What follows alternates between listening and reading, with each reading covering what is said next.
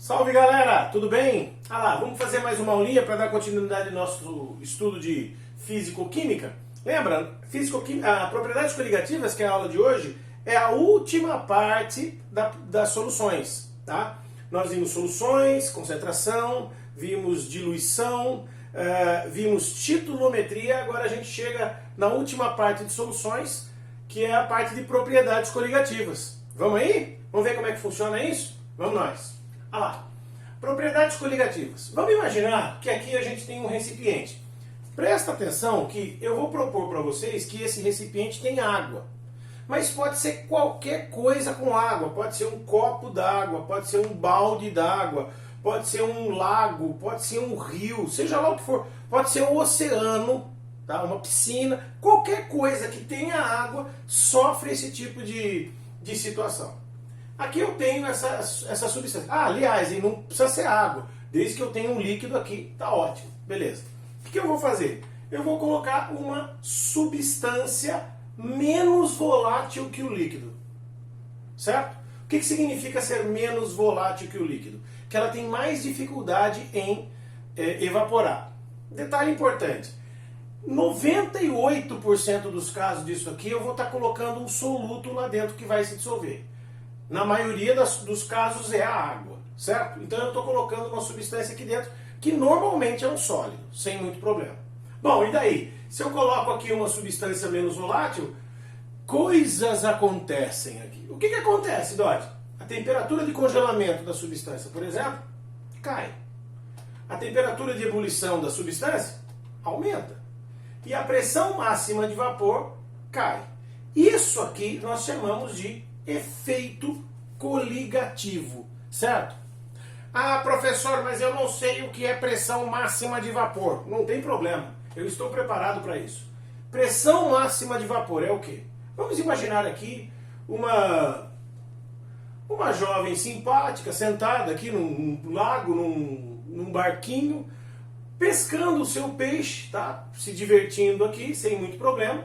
Ali o sol, inclusive está um sol do caramba ultimamente, está ali o sol. O que acontece? Quando aquece a água, ou seja lá o que for, de qualquer forma, desde que eu tenha um espelho d'água, desde que eu tenha um lago ou alguma coisa semelhante, de qualquer forma, esse lago aqui, ele é capaz de criar vapor.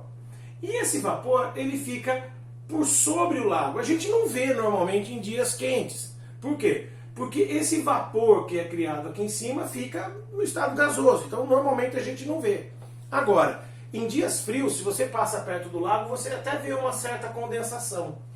Esse vapor, ele exerce uma pressão. Essa pressão é uma pressão para cima, certo? Que nós chamamos de pressão máxima de vapor. Dot, mas se ele está exercendo pressão para cima, por que esse vaporzinho não vai embora cuidar da vida dele? Por que ele não vai embora cuidar da vida dele?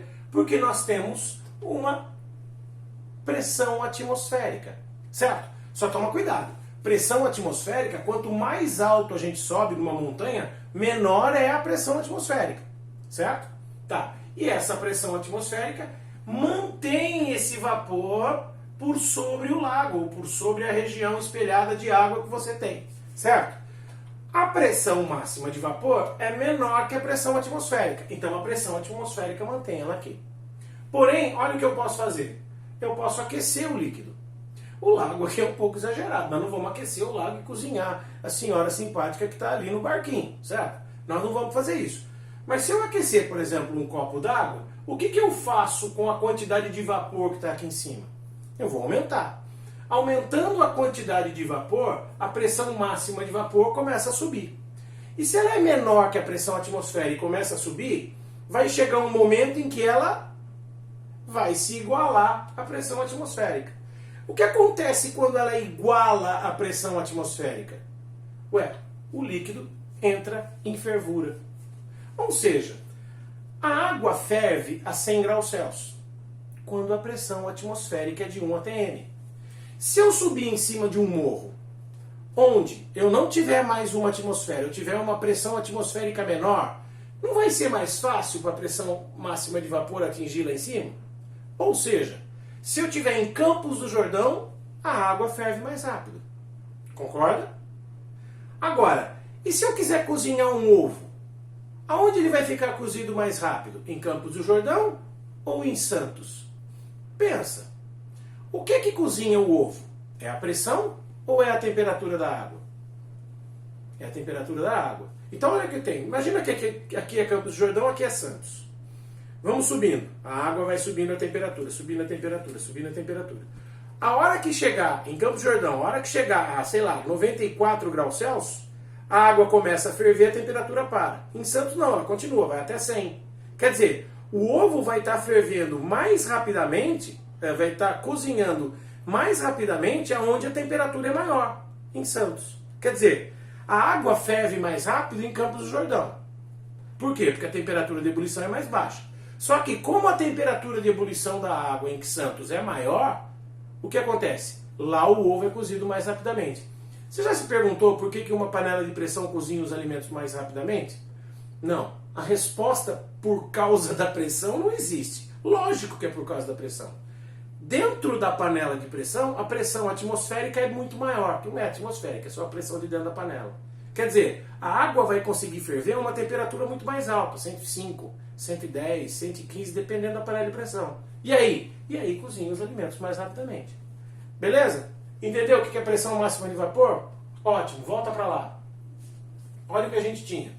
Se eu aumentar o efeito coligativo, eu diminuo mais a temperatura de congelamento, aumento mais a temperatura de ebulição e diminuo mais a pressão máxima de vapor. Ah, Dot, mas como que eu aumento o efeito coligativo? Colocando a substância mais volátil numa quantidade maior. Mas dá para medir isso? Dá.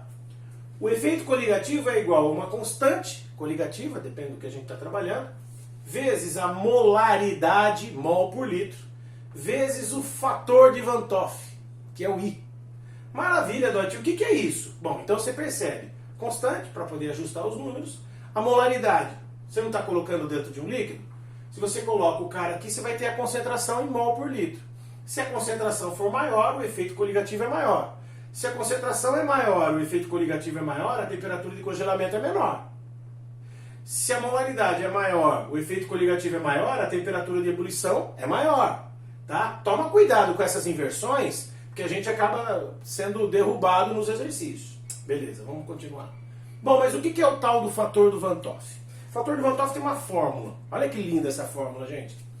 I é igual a 1 mais alfa que multiplica Q menos 1. What the fuck, Dot? Bom, simples, calma, devagar. Olha o que eu posso afirmar para você. Q, que é esse cara que está aqui, é o número de partículas formadas quando você joga o sólido lá dentro. Espera que eu vou explicar. O alfa é o quanto o cara forma íons, a porcentagem de íons formados. Certo? Maravilha. Se o composto é molecular, não ácido, mas molecular, tipo açúcar, enfim, glicose, esses caras têm um alfa igual a 0. Se o alfa é igual a 0, tira tudo isso daqui. O I é igual a 1. Certo? Anota aí. Maravilha. Agora, se o composto é iônico, o alfa é igual a 1, ou seja, tudo vira íon. Então o alfa é 100%, então o alfa é 1. Se o alfa é 1, fica 1 mais Q menos 1. 1 menos 1, o I é igual a Q. Quer dizer, se o composto é molecular, o alfa é 0, o I é 1. Se o composto é iônico, o alfa é 1, o I é igual a Q. Ô, Doutor, mas o que é o Q? Olha que pergunta legal. O que é o Q? Vamos lá. Por exemplo, NaCl. Se eu coloco o NaCl, eu vou pesar o NaCl, sei quantos mols tem, só que cada vez que eu coloco o NaCl aqui dentro, o NaCl forma o Na e o Cl. A proporção é de 1 para 1 para 1. O Q é o número de partículas formadas, ou seja, para cada um desse que eu coloco, eu formo 2. Então Q é igual a 2. Certo? Olha um outro exemplo. A LCl3. O que acontece? A proporção é de 1 para 1 para 3. Está vendo que é 3 Cls? Boa. O número de partículas que eu formo, ou seja, para cada cloreto de alumínio, eu formo 4 partículas, certo? Ou seja, o Q é igual a 4. Tranquilo. Meu, isso aqui tem que praticar, tá? Essa é só a primeira aula que eu estou tratando para que você se intere do assunto propriedades coligativas. Mas você já vai conseguir fazer os exercícios. Livro 2, página 56, do exercício 11 ao 23, que é bem o comecinho. E depois tem alguma coisa um pouco mais tensa lá, um pouco mais legal. Na página 62 você faz do 25 ao 41. Tranquilo? Eu espero vocês, façam os exercícios, vai se empenhando aí, e a gente vai tirando as dúvidas nas lives. Beleza? Beijão pra vocês, até a próxima.